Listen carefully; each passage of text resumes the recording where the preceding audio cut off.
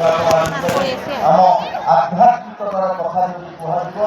ଏଠି ବାୟ ବାବାଙ୍କ କଥା କୁହାଯାଉ କି ବୈକୁଣ୍ଠ ବ୍ରହ୍ମଚାରୀଙ୍କ କଥା କୁହାଯାଉ କି ସମସ୍ତଙ୍କ କଥା ଯେ ମନ ପକେଇବାର ଅଛି ଏ କଥାକୁ ସୁଦୂର ପ୍ରଚାର ପ୍ରସାର କରିବାର ଅଛି। ଏଇଠି ଭଜନ ସମ୍ରାଟ ଭିକାରୀ ବଳଙ୍କର ସ୍ଥାନ ଏ ମାଟି ହେଉଛି ସବୁଜ ଏ ମାଟି ହେଉଛି ଅକ୍ଷୟ ମହାନ୍ତିଙ୍କ ଚିର ସବୁଜ ଯାହାକୁ କୁହାଯାଏ ଅକ୍ଷୟ ମହାନ୍ତିଙ୍କର ମାଟି। ତେଣୁ ଏବେ ଏ ସମୟ ନୂଆ ପିଢ଼ି ଆଗାମୀ ପିଢ଼ି ଆମ କଥା ଆମ ଅଞ୍ଚଳର କଥାକୁ ମନେ ପକେଇବାକୁ ମୁଁ ଏଇଠି ଗୋଟେ କଥା ଆପଣଙ୍କୁ ମନେ ପକେଇଦେବି। ଓଡ଼ିଶା ଭିତରେ 5ଟି ସୂର୍ଯ୍ୟ ଭଳି ଅଛି। ଆପଣମାନେ ଜାଣିଛନ୍ତି କେନ୍ଦ୍ରାପଡ଼ାରେ ମଧ୍ୟ ଗୋଟେ ସୂର୍ଯ୍ୟ ଭଳି ଅଛି ଯୋଉଟା କଲେକ୍ଟର ଅଫିସ ଆଗରେ ଅଛି। ତେଣୁ ଏ କଥା ବିଭିନ୍ନ କଥା ରହିଯାଉଛି ଯୋଉଟା ଏବେ ବାହାର କରିବା ଆଧୁନିକ ଯୁଗରେ ଆମେ ଏବେ 21ଶ ଶତାବ୍ଦୀର ଆମେ ଏବେ ଏଆଇ କମ୍ପ୍ୟୁଟର ଏମିତି ଏମିତି ଅନେକ କଥାରେ ଆମେ ଭାବୁଛୁ। ଏବେ ଲୋକମାନେ ସମସ୍ତେ ମାଟିଠୁ ମହାକାଶ ପର୍ଯ୍ୟନ୍ତ ଆମେ ସବୁଆଡେ ଧାରା ନେଇକି ଆଗେଇ ଏଇ କଥା ଆମ ଜିଲ୍ଲାରେ ଯୋଉ କଥା ଲୁକାୟିତ ଅଛି ଏବେ ସମୟ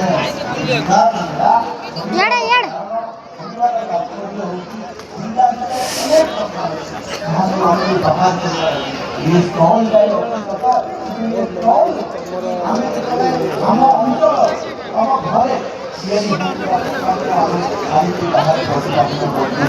ମା ମାନଙ୍କୁ ଆତ୍ମନିର୍ଭର କରିବା ପାଇଁ ମା ମାନଙ୍କୁ ସ୍ୱାବଲମ୍ବୀ କରିବା ପାଇଁ ଏସଏଚଜି ମାନଙ୍କୁ ଆହୁରି ଆକ୍ଟିଭେଟ୍ କରିବା ପାଇଁ ଆମେ ବିକାଶ ମେଳା ମାଧ୍ୟମରେ ତାହା ପ୍ରତିପାଦିତ କରୁଛୁ। କିନ୍ତୁ ସମୟରେ ଏ କଥାକୁ ଆମେ ଦେଶ ବିଦେଶରେ ଆଗକୁ ନେବା ପାଇଁ ଆମର ଆମେ ଜାଣିଛନ୍ତି ଆମର ମାନେ ଦେଖୁଛନ୍ତି ଆମର ଓଡ଼ିଶା କେନ୍ଦ୍ରାପଡ଼ା ଡିଷ୍ଟ୍ରିକ୍ଟ ତିର୍ମାଣୀ କଲେଜ ପଡ଼ିଆରେ ହେଉଛି। ଆମେ ଯଦି ପ୍ରଚେଷ୍ଟା କରିବା ସେ ଦିନକୁ ମୁଁ ତ ଭାବିବି ଆମେ କେନ୍ଦ୍ରାପଡ଼ାରେ ସମସ୍ତେ ଅଛନ୍ତି ଆମେ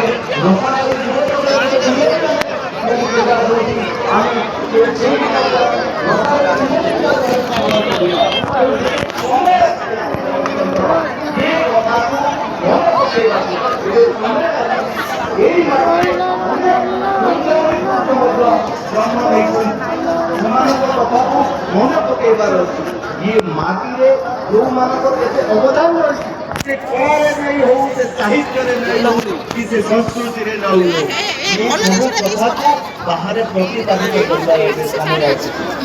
ସହିତ ଆମେ ସମସ୍ତେ ଜାଣିଛନ୍ତି ଅପାର ସମ୍ଭାବନା ଅଛି କେନ୍ଦ୍ରାପଡ଼ା ଜିଲ୍ଲାରେ। ଆମ ପାଖରେ ଆଜି ଉପସ୍ଥିତ ଅଛନ୍ତି ଦେବବନ୍ଧୁ ଆମେ ଯୋଉ କଥା କହୁଛନ୍ତି ଯେ ଓଡ଼ିଶାରେ ସମ୍ପଦ ଆସିବ ଯୋଉ କଥା ଯୋଉ ପରିକଳ୍ପନା ଆପଣମାନେ ଜାଣିଥିବେ ଯେ ଉତ୍କର୍ଷ ଓଡ଼ିଶା ମାଧ୍ୟମରେ 17 ଲକ୍ଷ ଟଙ୍କାର କାଠ ଜିନିଷର ବସିବାର ସବୁ ଅଛି ଆସିଲା ଓଡ଼ିଶାକୁ ଯାହାକି ପ୍ରତି ଜିଲ୍ଲାରେ ଶିଳ୍ପ ପ୍ରତିଷ୍ଠା ହବ ଆଉ ବିକାଶର ଧାରା ଏ ଓଡ଼ିଶାରୁ ଆରମ୍ଭ ହବ। ଆଉ ମୁଁ ବି ମଧ୍ୟ ନିଶ୍ଚିନ୍ତ ଅଛି ମୁଁ ବି ମଧ୍ୟ ଦେଖିଛି ସମ୍ପଦ ଭାଇଙ୍କର ସେ ପରାକାଷ୍ଠା ସେ ଆସିବା ଭିତରେ ଏଇ କିଛି ଏଇ 1.5 ବର୍ଷ ଭିତରେ ଅନେକ ଜାଗା ହାଇଦ୍ରାବାଦ ବାଙ୍ଗାଲୋର ଖାଲି ଆମ ଦେଶ ଭିତରେ ନୁହେଁ ବାହାରକୁ ମଧ୍ୟ ବିଭିନ୍ନ ପୁଞ୍ଜି ନିବେଶକାରୀ ସଂସ୍ଥାଙ୍କ ସହିତ କଥା ହେଇ କେମିତି ସେମାନେ ଇନଭେଷ୍ଟ କରିବେ କେମିତି ଓଡ଼ିଶାକୁ ଆସିବେ ସିଏ ସବୁବେଳେ ଚଳଚଞ୍ଚଳ ଅଛନ୍ତି। ଯୋଉ କୁହାଯାଉଛି ଓଡ଼ିଶା ସରକାରଙ୍କର ଆଖି କାନ ନାକ ଯିଏକି ପୁଞ୍ଜି ନିବେଶ ଆଣିକିରି ଓଡ଼ିଶାକୁ ସଶକ୍ତ କରିବା କଥା ନେଇକି ଚିନ୍ତା କରୁଛନ୍ତି। ଗରମ ଦିନ ପାଣି ରଖିବାକୁ ଥଣ୍ଡା ଚାହୁଁଛନ୍ତି ଏଇଭଳିଆ ରଖନ୍ତୁ। ଇଏ ବିଶ୍ୱାସ ଅଛି ଆମ କେନ୍ଦ୍ରାପଡ଼ା ଜିଲ୍ଲାର ଇଏ ବିଶ୍ୱାସ ଅଛି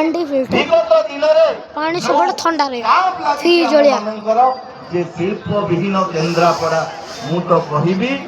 ଯେ ଠାକୁର ଦେଖା ହବ ବି କଦଳୀ ଖିଆ ହବ। ଏଠି ସମ୍ପଦ ଭାଇ ଆସି ଏଠି ପହଞ୍ଚିଛନ୍ତି ନିଶ୍ଚିନ୍ତ ଭାବେ ଆଜି ସେ କହିକିରି ଯିବେ କେତେ ଶୀଘ୍ର ଆମ ଜିଲ୍ଲାରେ ଗ୍ରାଉଣ୍ଡ ରୁଟିଂ ହବ ତାକି ଆମ जिल्लार जो ट्याग अच्छी जे शिल्पविहीन जिला बोली आपको शिल्पयुक्त जिला बोली आम आगामी दिन में कहबू निश्चित आज ये मंच से निहाती कहे गोटे कथा गला बेले कहबी जो मो परिवार लोक एत अच्छा समस्त को आम समस्ते जानते आम विभिन्न दिगरे आम विभिन्न कार्य कर परिवेश प्रति आमर सचेतनता टिके रहिबा दरकार उल्लेख पूरा ओडिशा रे आमे जानिछन ए जो उपकूल अंचल लोक आमर जो समुद्र अछि आमर जो कोस्टल लाइन अछि आपण माने समस्ते जानिथिबे जो भली भाबरे जलवायु परिवर्तन होई गोटे सात भाइया थिला सात भाइया पूरा विलुप्त हो अंचल पूरा समुद्र मारी अछि आउ नहीं सात भाइया यहाँ को आम विस्तारित कर अलग जगह एवं आम समस्त जेहेतु जगह मो केन्द्रापड़िया मो परिवार लोक अच्छा समस्त को अनुरोध रखी आम परिवेश को सुरक्षित रखा आम समस्ते सचेतन हवा समस्ते जानवा दरकार ये एपट साइड आम जो हेन्ताल वन हेन्ताल वन को आउ अधिक सुरक्षित रखा आम आउरी केमिति हेन्ताल वन अधिक हो पार आम समस्ते बात्या आम सबुबले विभिन्न समय कहुए जे बात्या मामुघर आम